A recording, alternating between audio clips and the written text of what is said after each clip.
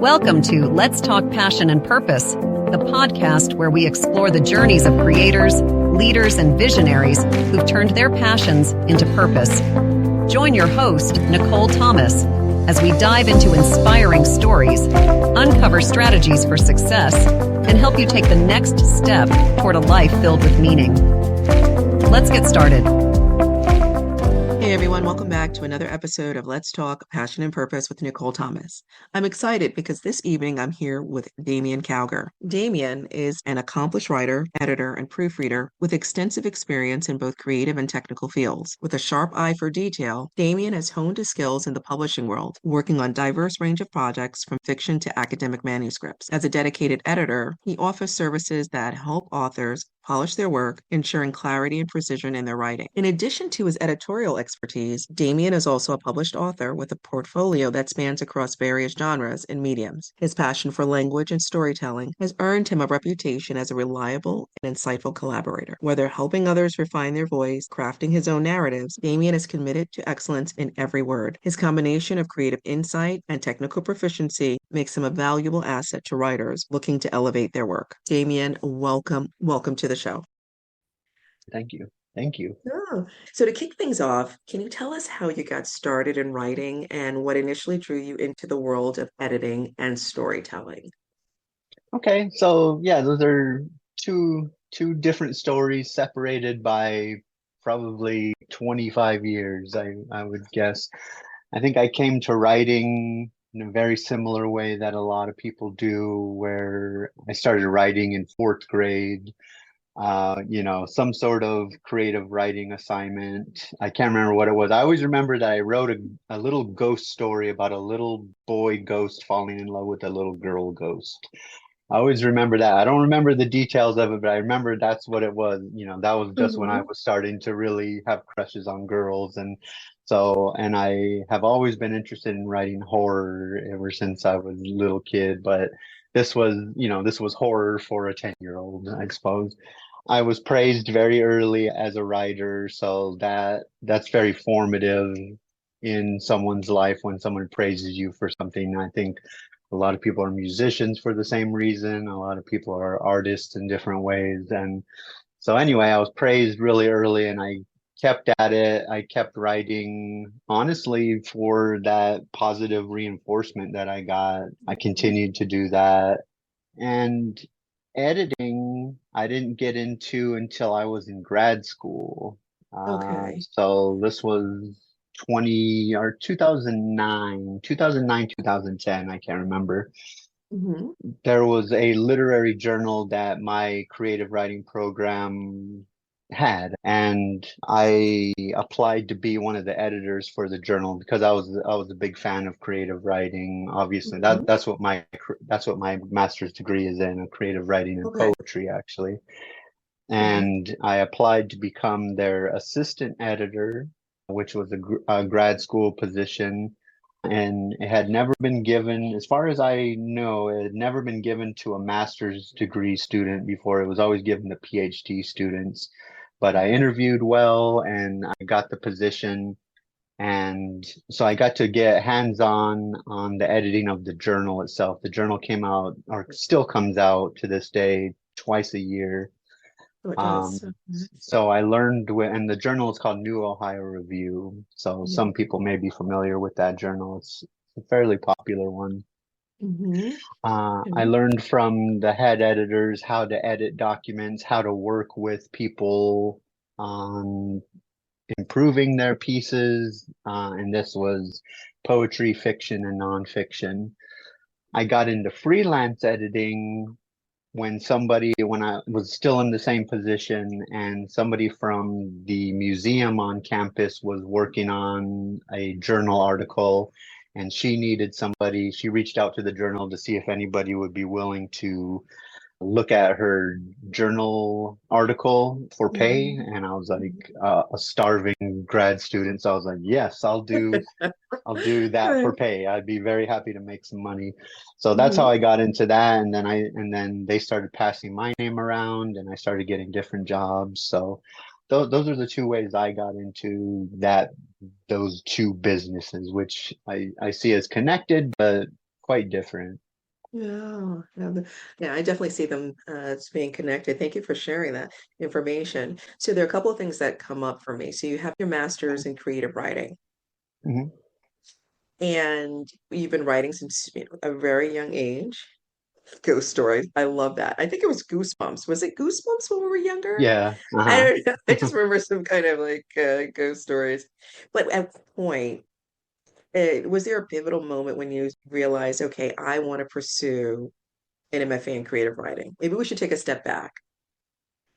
Your bachelor's, is it in creative writing or My English? batch, no, my bachelor's is in education. I actually was, it was in elementary education. So I Interesting. taught for a Okay. very brief time and discovered it wasn't for me. Elementary education, at least as a 21-year-old, it wasn't for me at the time.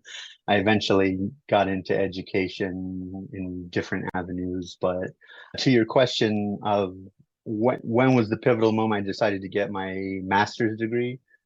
In creative writing. So I thought maybe that your undergrad was creative writing or English literature. No, no, and in So, fact, I mhm. wanted to pursue creative writing as an undergrad, and I was told by a very misinformed advisor that I had to go to a different school to pursue that.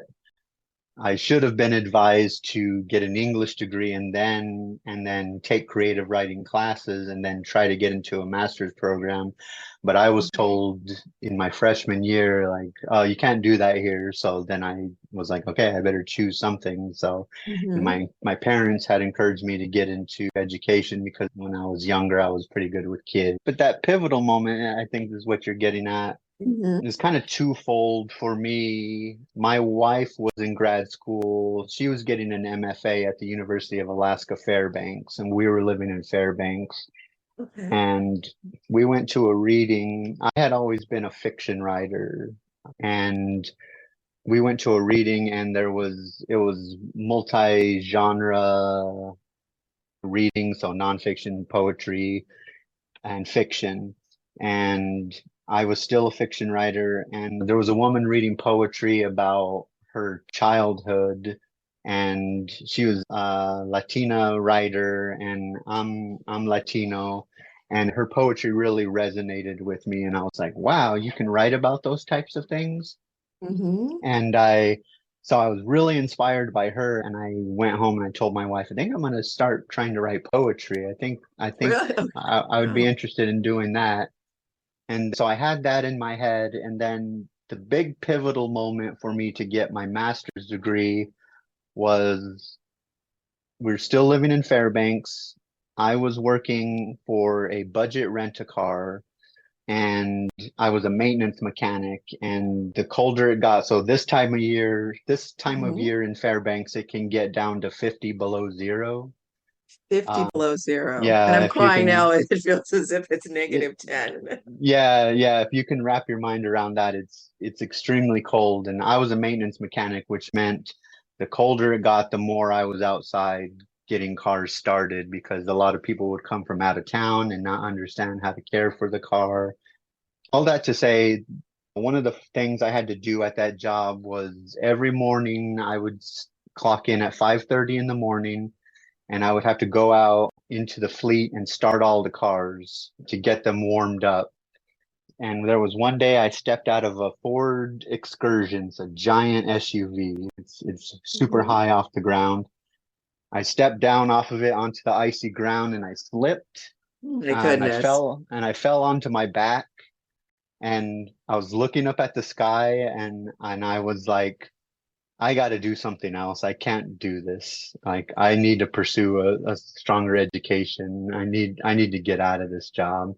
So that was the thing that pushed me over the limit of, I had started writing poetry and then I was like, maybe I should try to pursue a master's degree again. Like when my wife had gotten into Alaska Fairbanks, I was rejected. I was rejected by two schools, so I didn't get in, but I did follow her to Alaska. And so that moment of laying on my back at 50 below, looking up at the sky, I was like, I got to do something different with my life. My goodness, that was a pivotal moment. You ended up getting rejection letters. So I'm curious, what kept you motivated to just keep trying? Sometimes people get rejected And they're like, no, I'm not going to pursue it, especially having the education, undergraduate degree in education. What did you Mhm. tell yourself to keep going and say, okay, I'm going to pursue this? I think there's a couple of things. One was getting to know the MFA professors in my wife's program is a very strong community, and so we would go over to dinner and at the professors' houses and get to know each other, and getting to know that the process of getting into a program is very subjective, meaning that you just can't tell. Like maybe what I was writing when I was, how old was I then? 23. When I was writing when I was 23, just wasn't what the professors were looking for at the time, versus when I applied again when I was 27, about 26, 27, um, were what the professors were looking for. I don't know, but what motivated me was shifting from fiction to poetry at that time, where I felt like a renewed sense of hope, I suppose. A renewed sense of And hope. yeah, and a renewed sense of purpose, I suppose, to the title of your show. I felt like I'm newly invested in this, so I was trying maybe a little bit harder. Mhm. Um, if I'm being fair to myself, like when I was writing fiction, when I applied to get in for fiction, I didn't really know what I was doing. I wasn't getting a ton of feedback. Whereas Mhm. when I applied for poetry, I was getting a lot of feedback from a lot of the students in my wife's program, and they were pushing me to be better, which is great, which I think is so important in the writing world, is to get that kind of feedback, be part of groups and that kind of Yeah, thing. So, absolutely. Writing community is extremely important. It yeah, is. yeah, it is. Something to be said about writing alone to get the work done, but there's also a lot to be said with writing in community Yeah, I to think you got to go. do both. Mhm. I think you got to do Yeah. both things. You can't just be I used to always tell students, you can't, the days of being a weirdo who lives in a cabin that writes the great American novel Right. they're gone now. That you have to have a community. And I honestly, the most successful writers I know are successful because of a writing community. Yes, yes. Thanks for sharing that advice. I believe that's going Yeah. to help And many then, writers. and for what it's Mhm. worth, like continue my story. When I finished my MA in poetry, I Mhm. applied for grad school again in fiction. Oh, you I got, did? yeah, I got pulled towards fiction again. Okay. And I actually got into a place for fiction, but me and my wife wanted to start a family, and we just couldn't live off of grad student wages and raise a child at the same time. So I ended up Mhm. not pursuing the fiction degree, but I did get in. So I've applied to grad school 3 times and I got rejected from some places and I got accepted Mhm. from the 2 times I got accepted to 2 places. But I also got rejections alongside of those, Yeah, and you just gotta keep plugging away. Unfortunately, it's very you expensive to do. do. It's very expensive to apply to schools, and people tell you apply to a lot of schools, and it's like, man, I Mhm. mean, I have no idea how much they're charging now, but in the 2010s, it was somewhere between Yeah. 30 and $40 a shot. I'm Yeah. sure it's only gone up from there. It's definitely gone up because I've explored some programs, depending on your Yeah, school, even the low residency programs they're costly. yeah, Yeah, but yeah. thank you for sharing that. You applied under fiction, that genre, switched to poetry, and then you went back to fiction. So knowing full circle that there's been an evolution. What would you say contributed to you getting accepted under fiction? What changed? Yeah, I think I learned to be a better receiver of feedback as a poet. Ooh, tell me I more. wasn't, yeah, I wasn't great at getting feedback as a fiction writer. Hmm. Again, the fiction writer from 10 until 23, let's say, in that first go round.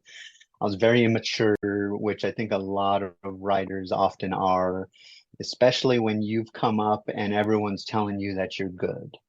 Um, Hmm. it sounds, it feels weird then when when you've gotten so much positive feedback, it feels weird when people start saying, well, what about this? What about your character development here? And it hurts, and then you kind of fight against it, at least when you're a younger person, or let's just say an inexperienced writer.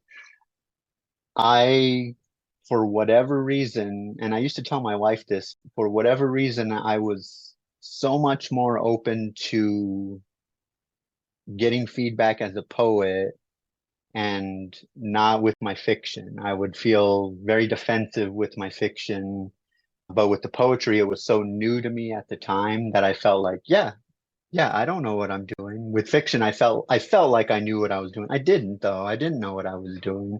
I needed that kind of feedback.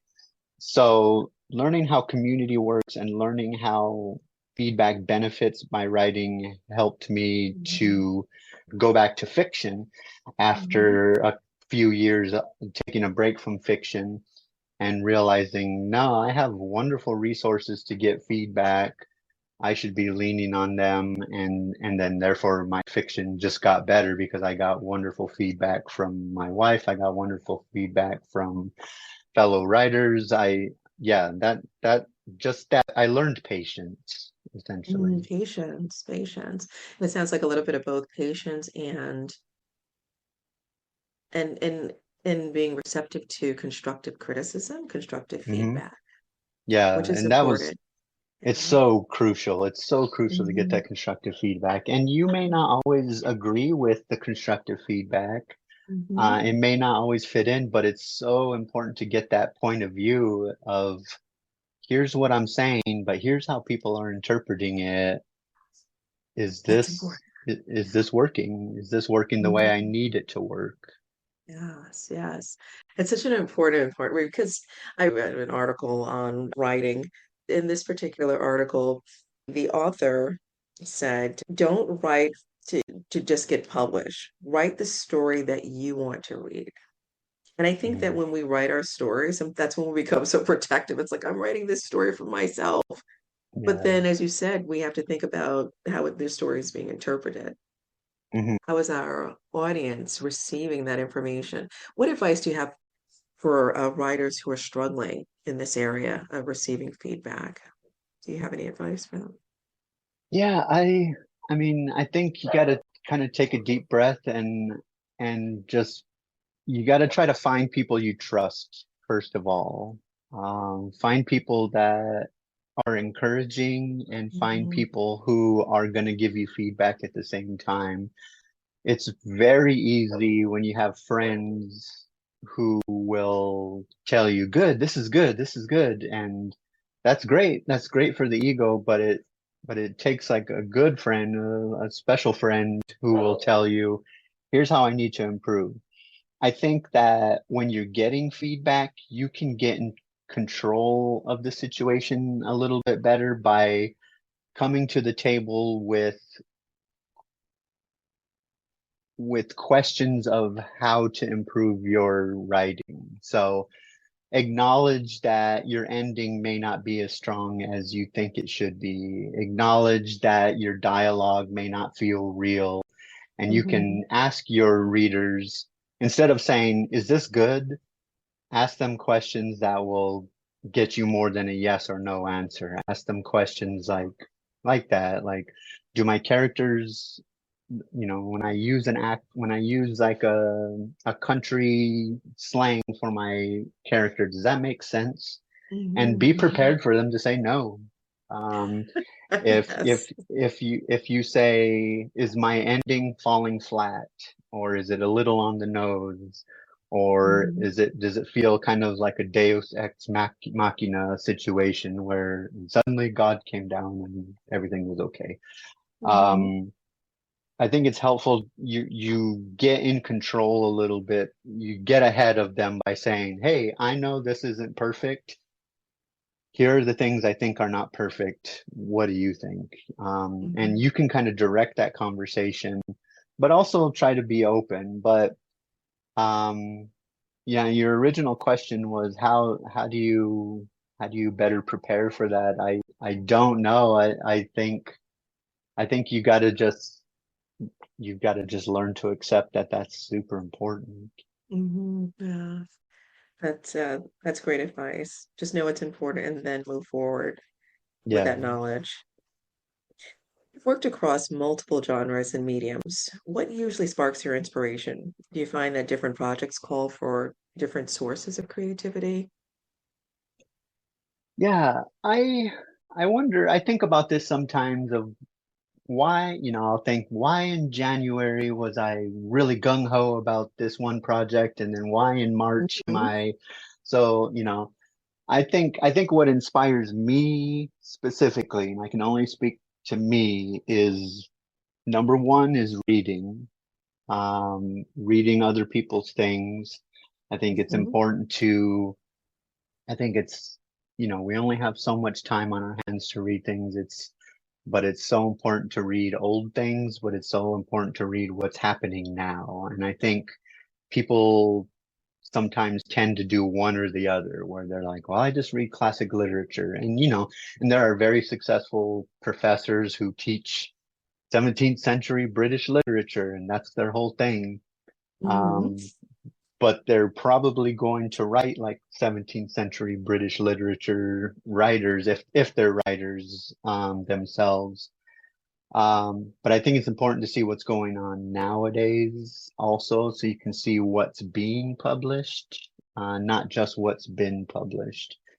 Um, the second thing that inspires me is what I had mentioned before, is going to readings. That always inspires me. Really? Not only, of course you can say sometimes you'll hear a reading from somebody and you'll think, "Ooh, I don't think that was very well written. I feel like I can do a little stronger than that." But even more importantly is going and being like, "Wow, I need to step my game up." This person is producing really wonderful work. I'm inspired by them. It's like being a baseball player and watching a famous baseball player play and being like, okay, I'm not Mhm. as good as this person, but I can work hard to do it. But my inspiration comes from reading and going to readings themselves. Readings and going to readings. Hey, thank you. And as both a writer and an editor, do you find it challenging to balance your own creative work with helping other writers refine theirs? A little bit, yeah. Mhm. I fairly recently fell like in the past 5 years, which I think has been a mess for everybody the last 5 years. But I think It has, yes, for I many. really felt, yeah, I really fell off writing and was focusing on editing a lot more. I don't know that editing is to blame. I think I just needed a little bit of a sabbatical from writing to realize how much I missed it and needed to come back to it. It is wearing two very different hats, though. I know a lot of the editing that I do is essentially proofreading, and I'm not reading for enjoyment. I'm reading for the technical side of it. I'm reading to make sure the sentences make sense, and I'm reading to make sure Mhm. there are not typos. I'm not always reading for enjoyment. And when I'm not reading for enjoyment, I'm not getting that inspiration that we just talked about. I'm not reading for craft. You know what I mean? And Mhm. depending on how much editing work I have, which, that ebbs and flows depending on how much I have. If I'm doing a lot, if I'm reading somebody else's book for a couple of weeks, editing it, then I'm not gaining and I don't mean to sound insensitive, but I'm not gaining creatively from the work because I'm reading with that editing hat on, if that makes sense. Oh, it definitely does. It sounds like it's more it's technical. As you mentioned, you're not reading for craft and not necessarily for enjoyment. Yeah, So not you're always. And it depends on the editing project because some people will want me to read for craft, but a lot of people are having me proofread. So again, within editing, there's two other hats of am I reading for craft versus am I reading for that? So I can't just say editing is never reading for craft because that's not true. For example, when I read for my wife is a published fiction writer. She's proficient in proofreading. She doesn't need me to do that. She needs me to help her figure out, how to end this, or is this scene going too fast, or that type of thing. I have two questions. You mentioned something that piqued my interest. You said you paused writing and then Mhm. you're fully invested in the editing aspect of the work that you do. How did you jump back into writing and get back into the swing of and create that momentum again to focus on creating your own body of work? Yeah, I don't know. The short answer is I don't know. I have this love-hate relationship with writing, and I am Mhm. curious if other people have it where I adore it and then it frustrates me and then I don't want to do it. I think that getting rejections is very difficult, but it's part of it. And I think for me, I fell out of it because I was trying to publish a poetry collection and I just was not getting bites on it. I was getting individual publications for the poetry, but just not getting bites for the book. And it starts to feel futile, and I think any artist can speak to this of like, nobody's buying my art, nobody's Mhm. listening to my music. What's the point? And sometimes for me personally, it just gets to me, it just compounds, and I just feel like, what's the point? I don't want to do this. And so I got into photography about a year and a half ago. And so then I've been doing photography. But very recently, I got the itch again for writing fiction again. Mhm. And for me, I think my inspiration came from I primarily read fiction, but I also realized I have a wonderful resource in my wife, who's an amazing fiction writer. And I realized I have this resource. I also have the patience to get feedback now that I'm Mhm. a little bit older. I should be leaning on this resource that I have and get back into it. And I very recently sat back down and um I found a prompt and I started writing and I was like, yeah, I do love this. I love doing this. I just I just needed kind of like a kick in the pants from myself, I guess. Yeah, yeah. I can definitely relate. It Hmm. reminds me of Julia Cameron's book, The Artist's Way, and the fact that we have to have an Okay. artist, the artist state, Hmm. so that you can pour back into yourself. And I think that sometimes that happens with artists. We just have to step away, and then we're like, oh wow, no, we're drawn back into to the things that we love, the creative aspect Yeah. of And I've writing. tried a I've tried a variety of things. I just got into Hmm. baking this winter and I've been doing photography for about a year and a half, but about 10 years ago, I got into drumming. So I've tried a lot of different things. And the thing Hmm. that I keep coming back to is writing. Like Yeah. I kind of stray and I try my artistic chops at these other things, but it's like a rubber band. I stretch and then I come And then back it to snaps writing. back. Yeah, Yeah. and it snaps back to writing like, nope, you Yeah. belong here. This is where Yeah. this is where you should be. I love the visual of the rubber band. So, couple of things. Having edited so many manuscripts and projects, what are some common writing challenges you see authors face? I think I think the most common thing I see is a lack of patience with the work itself. I think a lot of people, I think nowadays with self-publishing and with the ability to digitally self-publish, Hmm. people people get to publish a lot faster than they used to, and they're not spending as much time on the product as they should be. So I've read different things where I'll read it and I'll feel like this is good, this is gonna be great, but it needs more time. This feels like a first or a second draft, and really it needs to have three, four, five drafts. And I'm guilty of this also with poetry and fiction, where in the past I've felt like I wrote this story, I want everybody to read it, so I'm going to start submitting it. And a lot of people do that, and sometimes people are successful, and but a lot of times they're not. And so I think that's a big mistake that I see is because I consider when you come to me for proofreading, that should be kind of the final stage. I should be a polisher for it.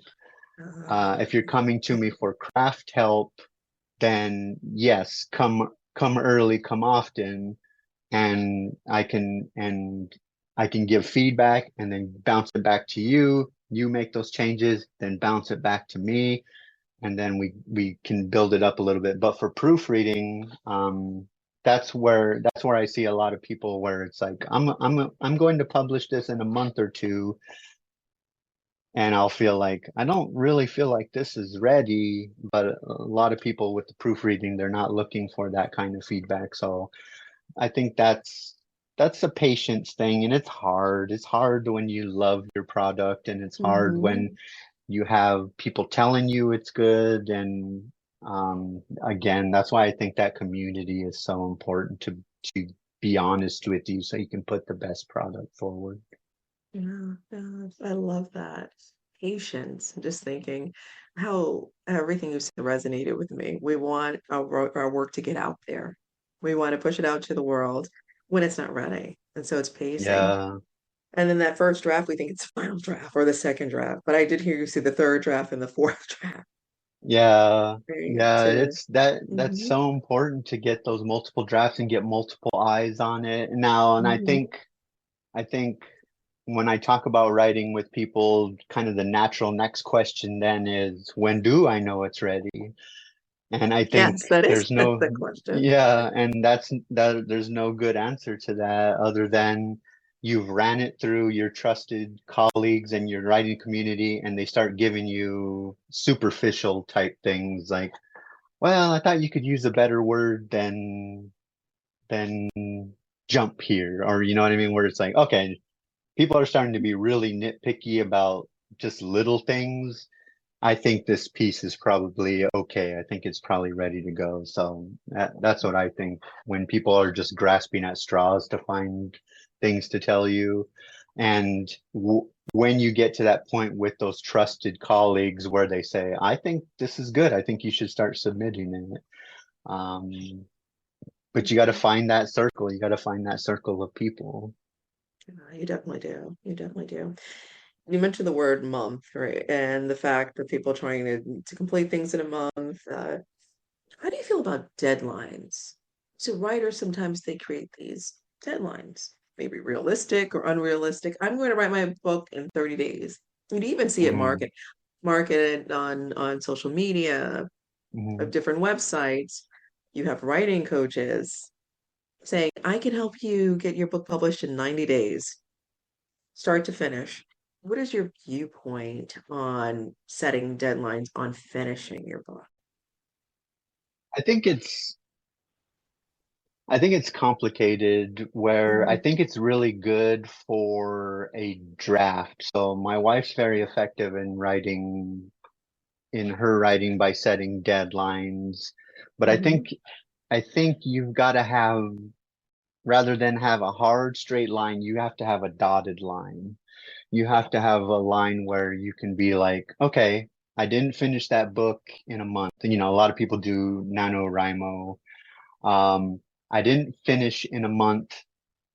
I'm not a failure for that, or that doesn't mean I'm not a writer. So I think it's okay to set those deadlines for yourself to get a draft going. I'm a little put off by the people who say like, I'll get your book published in 90 days, because that Mm-hmm. seems like, well, maybe you're not giving enough time. Like, yes, you can publish something, but is it going to be good? Yes, you may sell it to all 50 of your friends, but are you going to get any further than that? So I think those deadlines are useful for motivation. I don't like them for publication, though.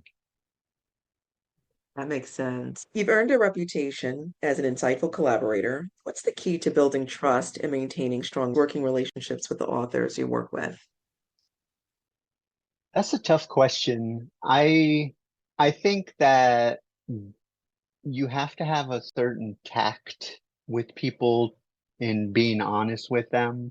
You can't just say your ending is crap and then period. You have to say, I think your ending is coming up short, and these are the reasons why I think they're coming up short. So if you present that evidence, just like any effective argument that we make. So like I previously worked for Penn State Harrisburg, and I tutored students and taught students writing and rhetoric and writing arguments. You have to present your evidence. So I think being able to present and say, Mhm.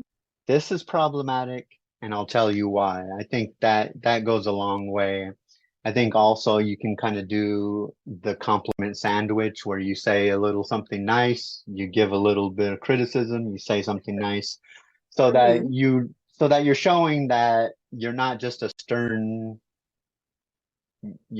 elementary school teacher who's like, this is terrible and I'll tell you all the reasons why.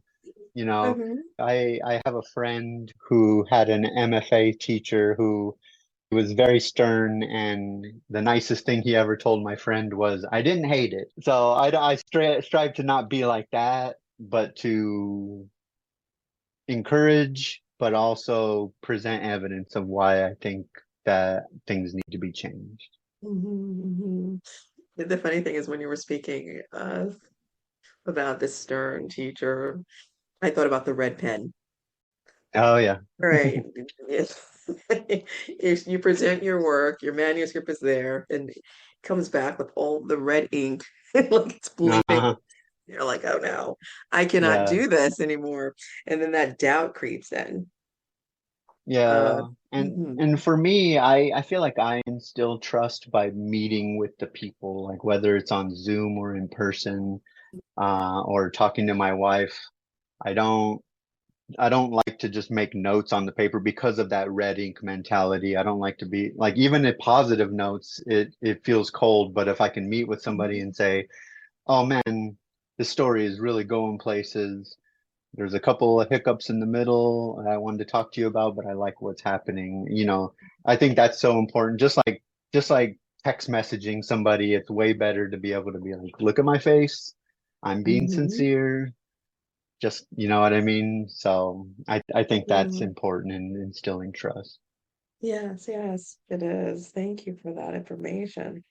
So looking ahead, are there any new projects or creative challenges you're particularly excited about? And I guess what's next for you in terms of writing and or editing? So I'm back into writing fiction. I'm actually back in Mhm. my roots again, where I'm writing horror fiction again. Oh, So I've kind of gone full circle. It's a big wide circle from age almost 44 to when I was 10. I'm kind of coming back to horror because that's a big area where I read. I really read horror a lot. oh, Um, yeah. a friend of mine, the same friend I mentioned before, who had the critical professor, he turned me Hmm. on to a website called Reedsy, Hmm. Reedsy. They have prompts on Reedsy, and I respond really well to prompts. And I know that doesn't work for a lot of people, but that helps me a lot, Hmm. because it's akin to like photography challenges that I've done. I'm really excited about a horror story I'm working on right now. And the prompt for it was, imagine that you're having to leave somewhere in a hurry and you can only pack stuff in one bag. Mm, that's a And good so I was prompt. like, and I didn't even set out for it to be a horror story. I just started with it and then started writing, and then I was like, ooh, I think I can turn this into a horror story. So I'm excited to get into some horror stories and scary stories and that kind of thing. Oh wow, that's neat. So Damien, is there anything Hmm? that you'd like to share that I have not asked you? No, I think it's so important for writers to just keep plugging away, and I'm kind of saying that talking to myself, having just gotten back into fiction within the last few months, that you gotta do it because you want to do it, because you love it. You gotta do it because you enjoy the act of doing it. I think, like so many things, it's going to be hard to be really successful financially at writing. That's just a really challenging thing. You might make a little bit of money here and there, but I think when I was younger, I used to think, well, I'm going to be the next Stephen King and they're going to make movies of my stuff. And I think that's not a great path to go down, like for anybody creative. Like with my photography, I didn't start shooting pictures because I was like, ooh, I'm going to start shooting weddings and I'm going to make a lot of money doing this. I Mhm. do it because I enjoy having the pictures of things and I enjoy the art. So I think I think that's so important to encourage people, and I found that encouraging when I was younger, of do it because you love it. Don't necessarily chase the money. Do it because you love it and don't chase the money. I really love that because a lot of us, when I say us, a lot of creatives, really, we go into this thinking, oh my goodness, it's going to sell. I remember thinking about Stephen King. I loved it. I loved all of this, growing up, and I love horror. Uh, So you do go with this mindset of, oh my goodness, I'm going to really produce this great body of work and everyone's going to buy it. It'll become a movie. And it's great if that happens. But you brought up mhm. such a valid point. Enjoy the process, Yeah, right? you Enjoy the gotta, journey. And you may not become wealthy from it or rich, but at least you're putting your work out in the world. or you'll at least become a different kind of wealthy in the happiness that Yes, it brings yes. you, and the community that you find. I like the writing groups you have and things like that. I think that's a community, that's a fellowship that's hard to match. Well, it's true. It's true. Community is important. Finally, what piece of advice would you give to aspiring writers who are just starting out and want to refine their voice? Get that feedback. I think that's so Feedback. important, is Okay. get that Mhm. feedback. And you got to get feedback from people who aren't just going to tell you it's good. So I think, like, depending on your mom's not the best person, because your mom's going to be like, oh, my baby's so good. You know what I mean? And you don't need to necessarily like pay money to get people's feedback. You can get feedback from friends, and you got to tell your friends, don't just tell me it's good. How do you think this can be improved? Based, because your friends have probably read things, no doubt. Your people who are writers have friends who are readers also, and ask your friends, how does this stack up to other things you've read? Would you continue to read this if you didn't know it was me? If not, why? Be honest with me. So seek that feedback. That's what I would tell people, and be okay with it. And that's a tough thing, right? We like I tell my kid things and they're not going to listen to me because they know better than me, right? But but hopefully that'll rattle around in my kid's head, and then one day they'll be like, dang it, my dad was right about that. And I think the same is true with feedback. And a lot of people are going to listen to this and say, like, well, I'm very good, I don't really need feedback. That's for people who aren't as good as me. But you got to trust me when I say that the most successful writers I know are people who get a lot of feedback. My Mhm. wife has two published books out. She's gotten a lot of feedback from friends and family. She goes to writing retreats. She never stops getting that feedback. It's still her product. And I think a lot of people who are starting out feel like, well, if somebody else is giving me feedback, it's not my writing. That's not necessarily true. They're just Yes. they're helping you figure out how to mold it into what's yours. So, just keep at it, I would tell young people or people starting out. Such great And be advice. okay and be okay with getting rid of stuff. And like this horror story I'm working on right now, it's very exciting to me right now, but I may get feedback and then just feel like, oh man, this isn't going anywhere, and that's okay. I'll move that file to some other place on my computer and maybe I'll come back to it, but maybe I'll start a new project. And that's Mhm. equally exciting as starting new things and revising old things. Yeah, what a great mindset. We should all adopt, right? Yeah, yeah. It's tough. It's very Yeah. difficult. That's what I've had to do with my poetry collection, is just set it aside and Mhm. and maybe come back to it, maybe don't come back to it, but I'm plugging away with something else now. Yeah. And that's the whole idea, just to keep going, keep going. Yeah. Uh-huh. So, Damien, where can we find you? Your website, So social media platforms. I have a website, damiencowger.com. Damiencowger.com links to a lot of my published things. So a lot of my stuff has been published digitally. You can see on my publications page. My page also links to my freelance editing, which is wordsmithconsultingservices.com. I'm also on Instagram. I think that Instagram's the only thing I have nowadays. Recently cut back a little bit on my social media, but I use Instagram a lot because I Mhm. love that it's not text based necessarily. It's photo Mhm. based and video based. So with taking a lot of pictures lately, I post on there. So, but yeah, Instagram and my website, and my email is on my website. Okay, great. Well, thank you so much for being a guest on the show, sharing your knowledge, just your experience, your journey. Really Yeah. appreciate it. Thank you so much for having me. I love talking about this kind of thing. That's awesome. Great. Hopefully you'll join us again. Yeah. Thank you for joining Let's Talk Passion and Purpose.